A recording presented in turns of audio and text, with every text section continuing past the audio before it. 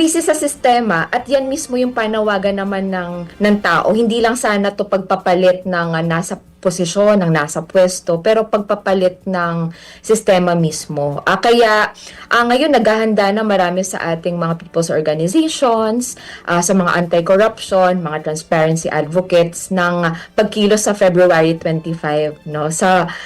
Dapat magpakita talaga ng people power for transparency, para sa mabuting pamamahala, people power laban sa korupsyon. Yan ang ating pinaghahandaan ngayon. Okay, last na talaga to, Congresswoman Sara. Yung kahapon yata nangyari to, sa totoo ba na nagpakita na si Congressman Romualdez sa session kahapon? Namataan nyo ba siya doon sa pag-attend niya? Yes, that's what we heard, no? Okay. From the session on Wednesday. Nung Wednesday? Nung Wednesday. Nung Wednesday Opo. siya nagpunta.